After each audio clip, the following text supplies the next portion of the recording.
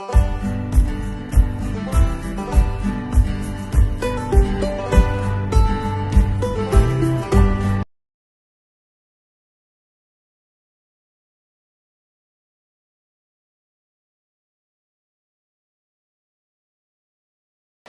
y'all, Fat Man Outdoors. Got some skipjack down at the dam a couple days ago. Got some real good ones. We put a video out catching those. Weather changed, took a real flip-flop. It's windy, rainy, cold. Supposed to be 18 for a low tonight, I think. I'm not going to try to fish in this kind of weather, so we processed the skipjack and put it in the freezer. We're just going to pull it back out probably on Thursday, a couple of days, and let it thaw. Try to see if we can't get a catfish in. When the weather cooperates a little bit better, with some of the medications I take, I can't handle the cold weather as good. So just have to kind of fish when I can, and to be honest, I don't think being out there in 25-degree temperatures early in the morning, it would be fun to do trying to catfish. But I want to do a quick video today, another gun video. I found something that's pretty much a unicorn. Okay, what I've got is, show you this. This is a Marlin 99. You see we got the chamber flag there. It's a Marlin 99 M1. Okay, and it's got the original Marlin butt plate on it. I'll show you the other side here. It's interesting little swivels, or sling swivels that it's got. Now, what you might notice about this rifle is it's got a handguard on top of the barrel. Well, the thing with this rifle is that we'll just give you some history on the models of these rifles. In 1959, Marlin started producing the Model 99 semi-automatic 22 rifle. And they produced this rifle for a long time. And there's been so many different models spun off of this rifle. There's been dozens of different models, and even some from Glenfield that came out that were basically the same thing.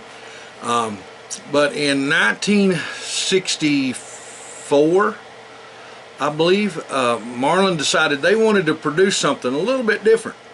They thought maybe they had found a click that they could make a rifle that a lot of folks would want if they kind of modeled it after the .30 carbine that a lot of guys fought in the Pacific in World War II, and even some guys carried them in Korea.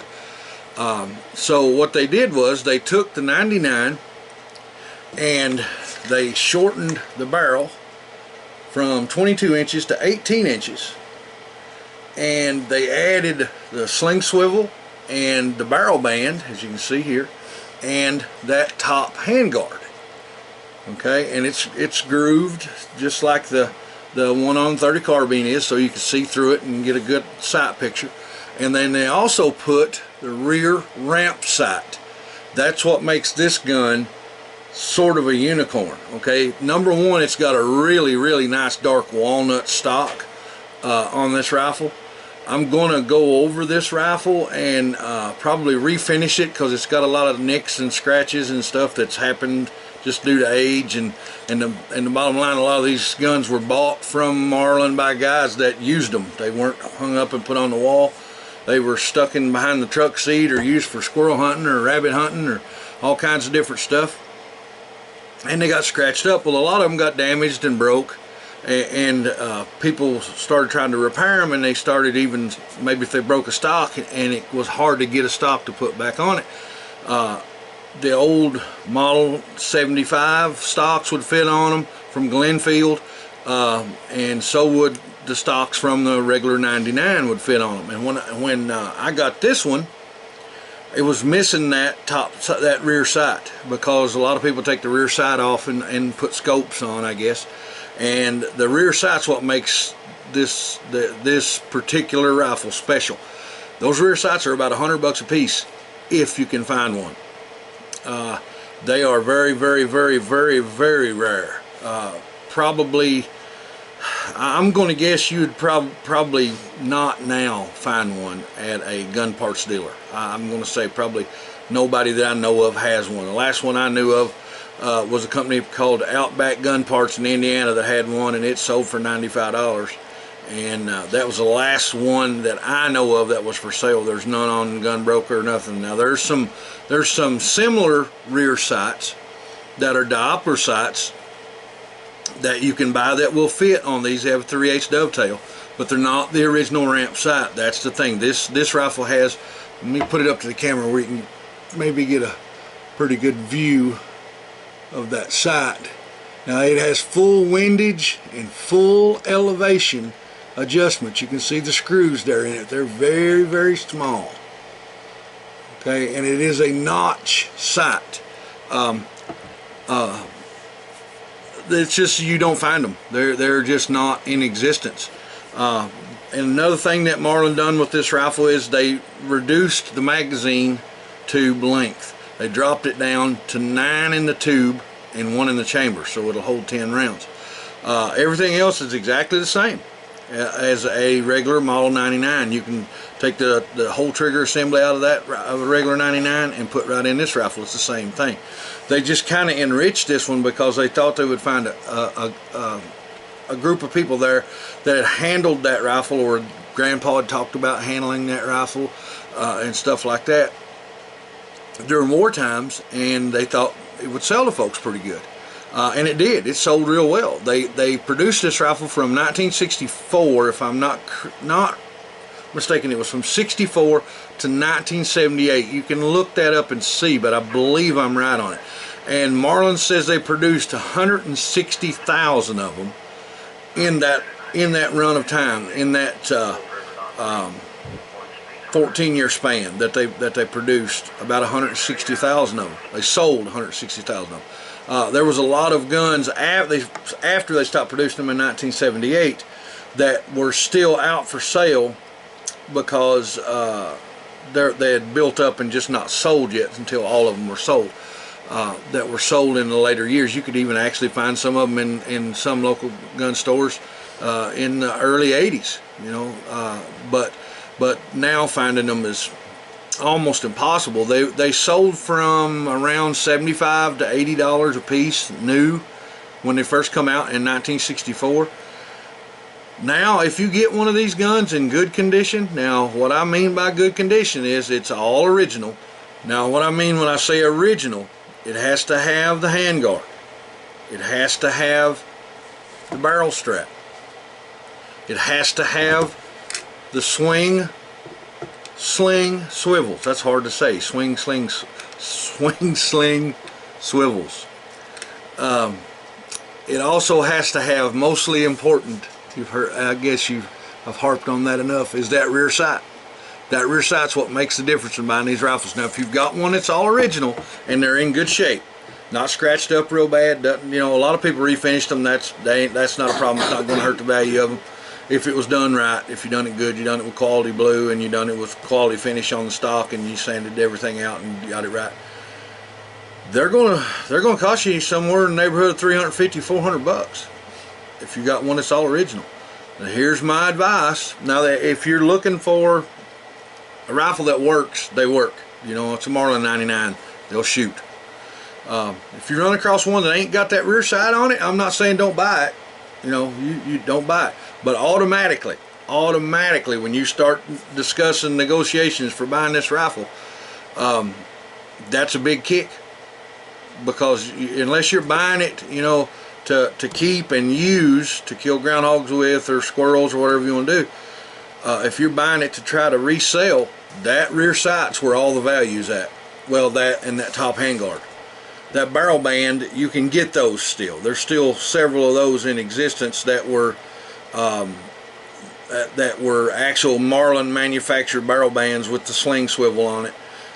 You can get those. You might pick up, I don't, Numrich did have some of the handguards. I don't know if they still do, but they might. But the stock itself You won't find it. And here's the bad part: the stock off of a 99, or like I said, off a 75 will work on it. But the width of the stock, the thickness of the stock is different than the original stock that come on the 99. If you find one of the handguards, you're going to have to work it way down, because it's the stock that you will find off of a 75 or off a regular 99 is a lot narrower. So you're going to have to take a lot of wood off of that handguard in order to get it to match up. So it's not going to be right, and I wouldn't put any money into doing something like that, because you're basically going to have a fake that just looks weird. So if you can buy one that's got the original stock, now if it's got the original stock, it will not have the barrel band on it that just fits over the barrel and the lower stock. If it's got the original stock on it, the barrel band is made to go around the top and bottom piece of wood. You can see that right there. Okay, so the ones that you can, when I got this rifle, I was really tickled with that stuff was there, that we had what we needed. Now it does have some rough scuffs on it and some nicks and beats on the wood. This old gun's been used, it's been thrown around some, but I tell you what, it's going to be really nice when it's redone. What I'm probably going to do, and I don't understand why a lot of people took away the rear sight. I'm guessing they took the rear sight off because they just didn't want to deal with it when they were trying to put a scope on. And you know, back then it may have been hard to find scopes with risers high enough to get over it where you could leave it on there. But what I'm going to do is I'm going to put a little scope on this thing, and I'm going to leave the rear sight on it. I'm not going to take it off. I'm going to leave, because it's in a dovetail. You can loosen that up and take a small gunsmithing file and just take a little material off the inside of that, so that it'll slide up to where you want it, and you could put it between the two scope mounts. So you could slide it up to this area, and then you would have a place here and a place back here to put the scope mounts for scope. And just, you could even use a scope that has a see-through rings and use the open sight and the scope. That's what I'm probably going to do, because like again, if you take this off the rifle, that's half the value, close to it anyway.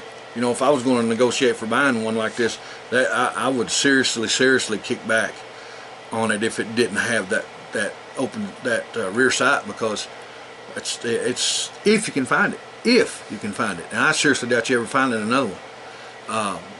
It's $100.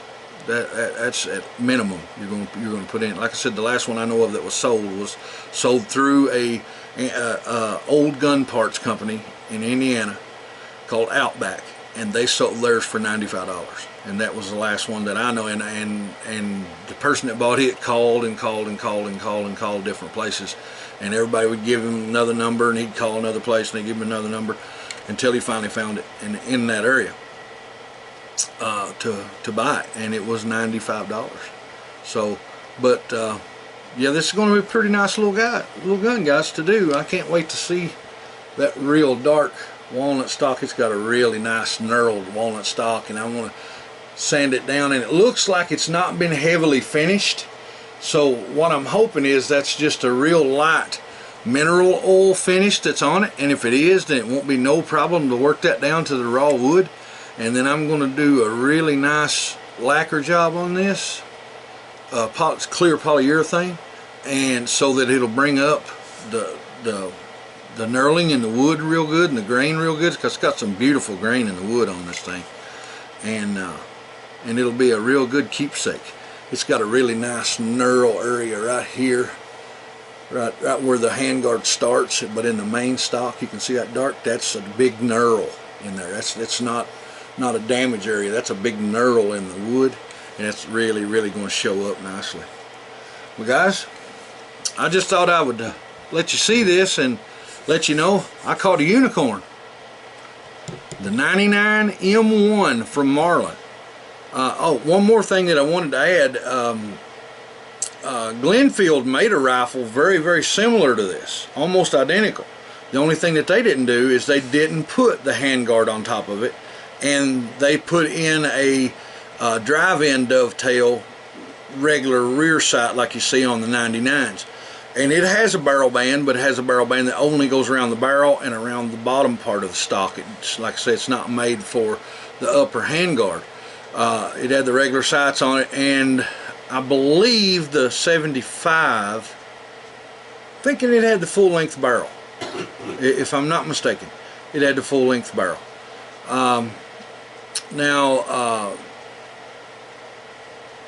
Marlin actually made another one that was sort of similar, that was actually very similar to this rifle, which is a 989 M2. Now I'd like to get a hold of one of those two to go with this rifle, because the big difference with this rifle and that one, and I don't understand why they waited later to do that, but where this one is a tube magazine, you can see it's got the follower for a tube magazine that comes out, holds 9 rounds. The 989 M2 used a 10-round box magazine. I'd love to run across one of those if it's all original, because it's just like this rifle with the top guard and the rear sight. I think the 989 may have had the diopter sight, I think, if I'm not mistaken. It had a flip-up battle sight, but it had the box magazine, so it even looks more like the original M130 carbine. But guys, that's about all I've got. I appreciate you watching, and if you like this video and you like to see videos like this, let us know in the comments. This is the Fat Man. I'm gone. Hey guys, if you like the video, hit subscribe. Don't forget to click that bell so you get notifications the next time we put out a video. Appreciate you. It's the Fat Man. I'm gone.